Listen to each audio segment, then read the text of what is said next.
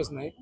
जेव्हा मागच्या काही महिन्यापूर्वी मंगलजी प्रवर्तनाला 10,000चं प्रत्येक विद्यार्थ्याला जे उत्तर दिलं, त्याच्यामध्येच विचारलेला प्रश्न होता मंगलजींना, की आपल्या इथे काही जॉब फेअर नोकरीच्या बाबतीमध्ये आपण करू शकतो का?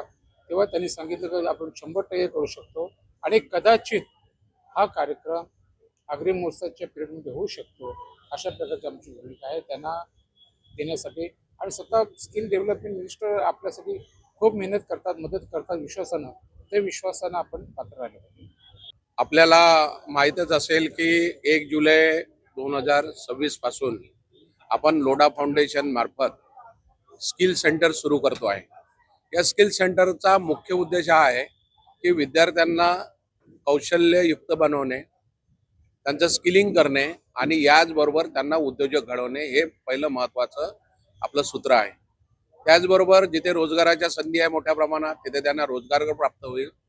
आणि या अभ्यासक्रमाचे वैशिष्ट्य असे आहे की या कौशल्यासोबतच या स्किल सोबतच आपण त्यांना personality development, communication skill, computer awareness आणि स्वतःचा व्यवसाय कसा सुरू करावा, उद्योजक म्हणून त्यांनी कसं पुढे यायचं यासाठी सुद्धा आम्ही त्यांना संपूर्ण मार्गदर्शन करणार आहे.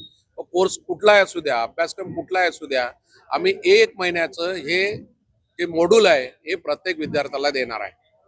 तुम्ही ब्युटी पार्लरचा कोर्स करा किंवा AI कॉम्प्युटरचा कोर्स करा, मल्टी स्किल करा, पण त्याच्यामध्ये विद्यार्थ्यांना सॉफ्ट स्किल, संवाद कौशल्य, कॉम्प्युटर अवेअरनेस आणि त्याचबरोबर उद्योगासाठी लागणारे जे काही क्वालिटीज आहे ते डेव्हलप त्याच्यामध्ये झाली पाहिजे. म्हणजे मला जर एखादं दुकान सुरू करायचं असेल, एखादं वर्कशॉप सुरू करायचं असेल, तर मग कोणाकडून परमिशन घ्यायला पाहिजे, GST नंबर कसा घ्यावा, मला लोन कुठून मिळेल, शासनाच्या योजना कुठल्या आहे, DIC कडून कुठलं मिळेल, महामंडळाकडून कुठलं लोन मिळेल, शासनाच्या सध्या ज्या योजना आहेत त्या कुठल्या योजना आहेत, त्याचं संपूर्ण मार्गदर्शन आम्ही विद्यार्थ्यांना करणार आहे.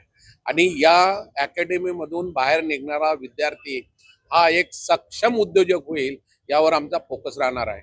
माननीय मंगलप्रभाजी लोढा साहेब आणि त्यांचे सुपुत्र अभिषेकजी लोढा यांचं जे व्हिजन आहे की नुसतं नोकरीच त्याला द्यायची नाही, पण त्याला नोकरी देणारा बनवायचा, म्हणजे त्याला उद्योजक बनवायचा, जेणेकरून त्याचा उद्योजक होईल म्हणजे त्याची नोकरी होईल आणि तो अजूनही 3-4 लोकांना, 5 लोकांना, 10 लोकांना नोकरी देऊ शकलं पाहिजे, जेणेकरून आपला जो बेरोजगारीचा मुख्य मुद्दा आज जो आहे समाजापुढे हा सर्वात कमी होईल.